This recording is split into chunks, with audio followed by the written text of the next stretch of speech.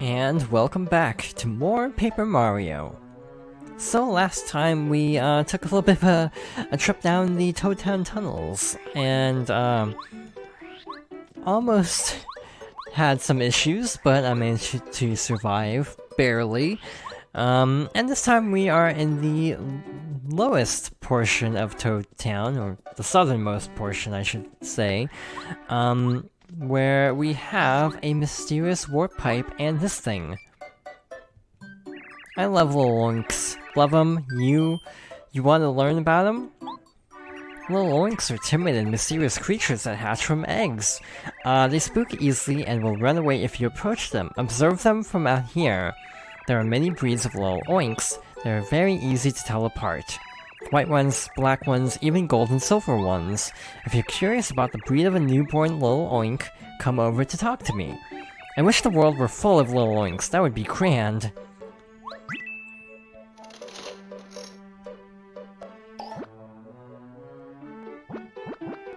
So I'm having this realization, this is literally a gotcha mechanic.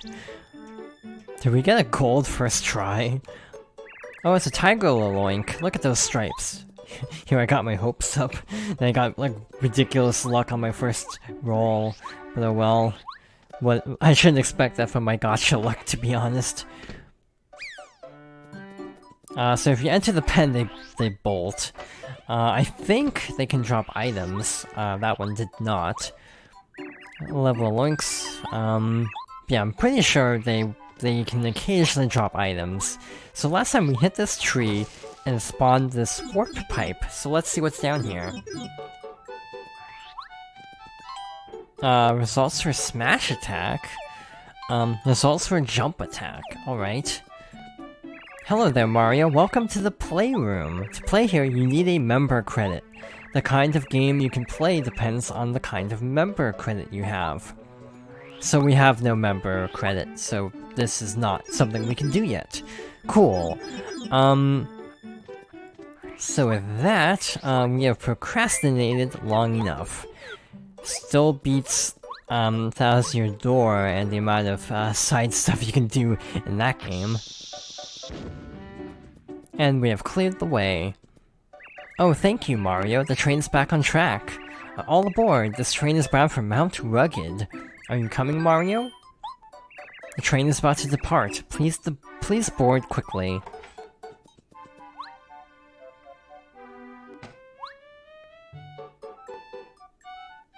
Sit tight, folks. Now departing from Mount Rugged.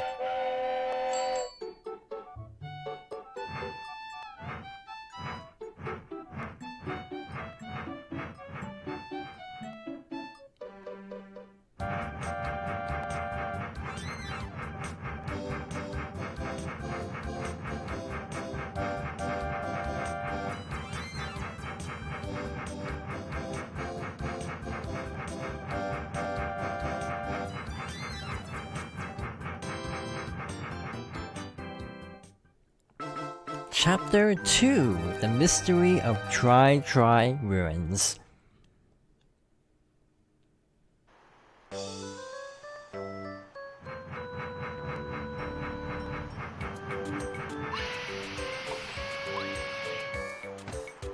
Mount Rugged.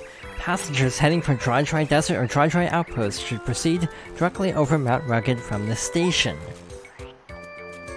And with that, we have arrived. Also really close to a level up, so that's great news. You got the egg, restores 5 HP, an egg of unknown origin. Cool. Good if we need a heal, which we might. This area is a little bit rough. So let's climb up this mountain and see what awaits us. We have a gray block we cannot do anything about. Good start. We got a heal block, also not ominous at all. I should go back to Goombario, since I tattle everything. No, confound it, where could it be?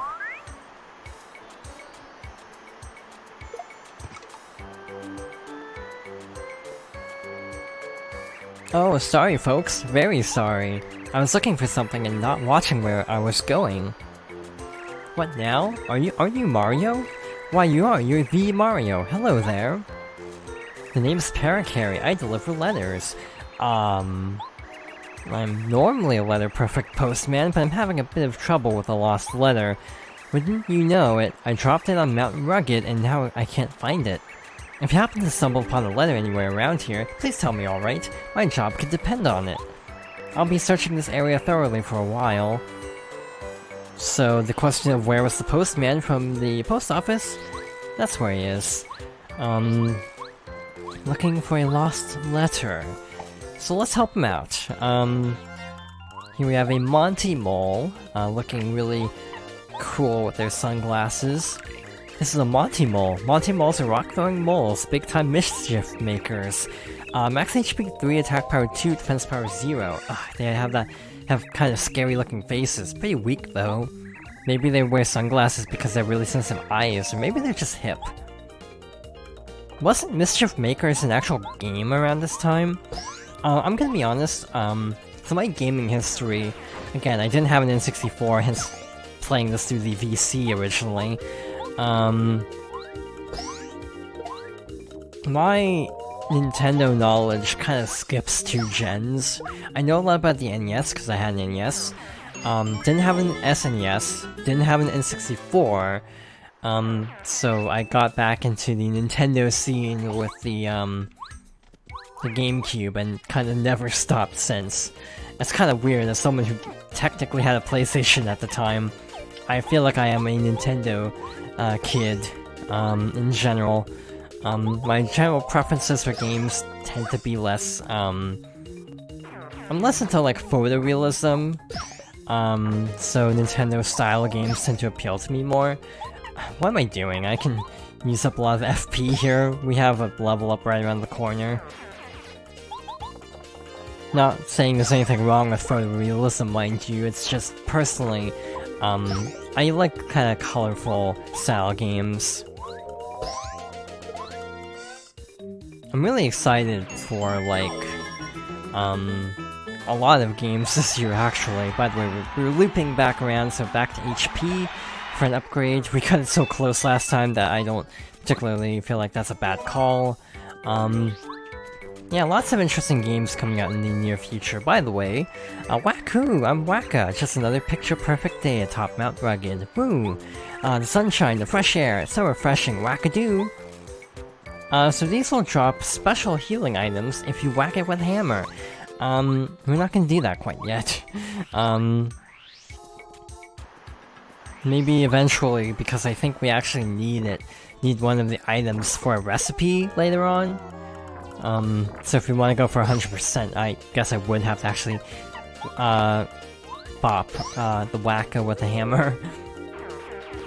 Yeah, I feel like as graphics have improved, the gaming landscape has gone a lot more, there's a lot more diverging styles of games, which I think is pretty cool. You know, for every really bright and colorful cartoon-style game, you have, like, very grounded and realistic games, and both styles are kind of cool, but I also wouldn't admittedly want just one or the other. Having variety is great.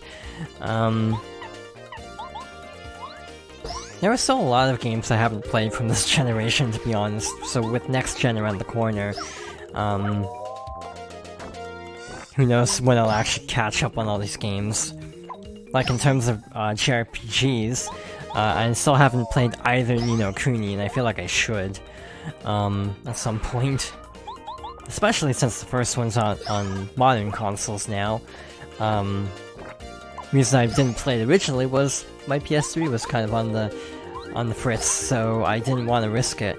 I barely got through a playthrough of Final Fantasy IX before that. Before just kind of retiring the system for a bit. It was getting really bad. It was like actively crashing constantly because of overheating while playing Final Fantasy IX of all things, so I kind of stopped using it at that point, which is also a very late-gen JRPG for this console generation, and is also one of my favorites. No ETA on an LP of that game, because, wow, that's a long game. As we make our way through Mount Rugged, I feel like the enemies are scaling pretty well. You know, Monty Moles do a little bit more damage, and also, have a little bit more health, but they aren't, too difficult so far. You got a letter. A letter to Merlon in Toad Town. Well, that's a start. Let's go see, Parakarry. There's also a Quake Hammer badge. I don't even need to know the name of it to know which that is, just based on visuals. It's one of my favorite badges, so I kind of haven't memorized where you get that. There we go. We also got really lucky getting multi-bounce because the shop is randomized. Oh, that's the one. Ah, thanks for finding it. I'm so relieved. Actually, I'm also looking for 2 other letters I may have lost. It wasn't my fault, really. If you find them, could you? Thank you so much. But yeah, I've been kind of doing shorter games as of late for this channel, so I thought Paper Mario would be a fantastic way to get back into RPGs, because, quite frankly, RPGs are some of my favorite games of all time. But they're also really long and daunting to do Let's Plays of. So I feel like this is a great entry-level JRPG in general. And yeah, it's a great way to get back into Let's Playing this genre. I like how in Bowser Door these are portrayed as like mini-bosses, but here they're just regular enemies. This is a Cleft. Clefts are pretty strong, so you'd better be careful. Max HP 2, attack power 2, defense power 2. Their specialty is pretending to be rocks, so watch your step on the mountain. You'll get hurt if you jump on the spikes on their heads. You know, there's courage in running away sometimes. Goombario didn't tell me what I wanted to know, sadly. There was a specific piece of info I really would have liked to know, and he did not give it to me, so we need to just try it out. Okay, they are not weak to explosions. Good to know. I had to remember which game it was that has enemies that are, like, immune to explosions. Also, I stocked up on POW blocks for this very reason. Also another bulb to the right. If you want to be really tricky, you can actually do this to easily take out the Cleft enemies. Not the easiest thing in the world to time, it just was really perfectly positioned right there. So yeah, pretty easy fight when you kinda use first attacks to your advantage, and we got a ton of FP back for it. Perfect. Case in point, this one's a little bit tougher to time, but we managed. Again, kind of trivializing these encounters. I stocked up on POW blocks for a reason, but luckily, they'll also be very handy for something coming up soon. Again, I might not know this game as well as the next 2 Paper Mario games, but I think I still have a pretty good idea of what I'm doing most of the time. Super is also one that I'm a little iffy on, because, also Star Piece, because like the Woe Zone, I don't think I'll ever get used to. It's like that place is just really confusing, so I'm pretty sure I'll always need a guide for the Woe Zone. What the heck is this for? Oh, cool, new area. I'm not gonna chance it, I'm just gonna do this fight legit. So, if I'm not mistaken, Clefts are weak to fire, so to make things a little bit easier, let's use a POW block to get rid of the Cleft right away, and then use Bombette to take out the Monty Mole. I'm trying to remember, Monty Moles debuted in Mario 3. Was it World? There's an enemy called a Rocky Wrench, and I know that's in 3. But were Monty Moles also in 3? I legitimately don't remember. Wow, I'm getting really good at this timing, apparently.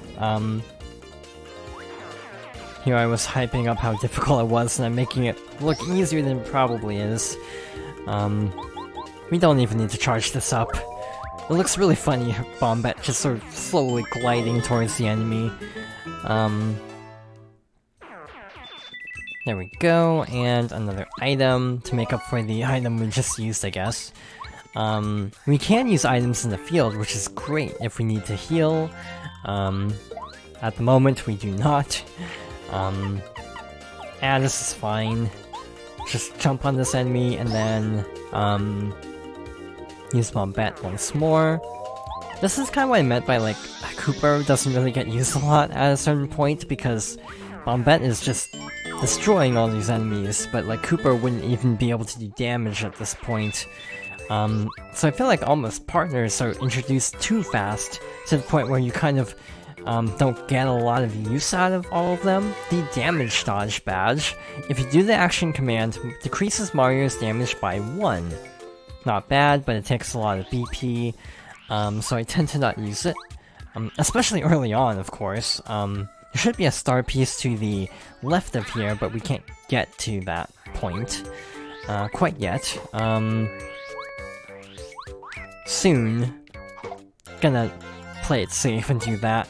And look, a good spot for another POW block. Again, this is why I stocked up, just to be safe. I also forgot I had refund on, so I'm getting a lot of coins out of this that I wasn't intending to actually get. So that's great. Yeah, it's completely unplanned because I just forgot I had that equipped. I'll be honest, I'm getting a little turned around. Like, I am slightly lost. A letter to Colorado. Neat. By the way, in items we have key items. So in case you need to look up a key item, they're in a separate tab, so you don't have to worry about accidentally like running out of item space just for a key item. So that's good.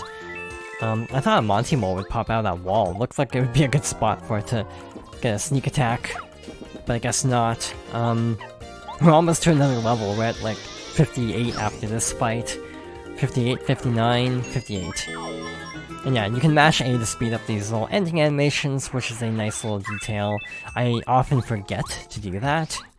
So if you're wondering why I haven't been doing that, I just forgot, pretty much. So here's where I'm a little lost. I, off the top of my head, do not remember where the last letter is. So this is going to be interesting. I'm pretty sure it's to the right, based on how much area there is left. Not confusingly worded at all, I realize, after saying that. Yeah, it should be in here somewhere. No, wait, that's where the bulb is. Okay, now I'm just really lost. The arrows pointing upwards are indicating that maybe I'm on the right track, though. This is the right place. Wrong time, as I fall directly into an enemy. This is not a good arrangement of enemies, I'm gonna be honest. I wish I had another power block for this. Can't even body slam. I am actually gonna show off running away. So mash A to charge up the meter. It has to land, the OK needs to land in the green. Problem with running away, by the way, a letter to Goompa. I had to stop and remember which one was actually the right Goomba there. The problem with running away is you lose coins. Either way, we're at time, so we're gonna call it here for now. Next time we're gonna return the letters and head to the desert for real. So thank you for watching, and I hope you'll join me next time for more Paper Mario.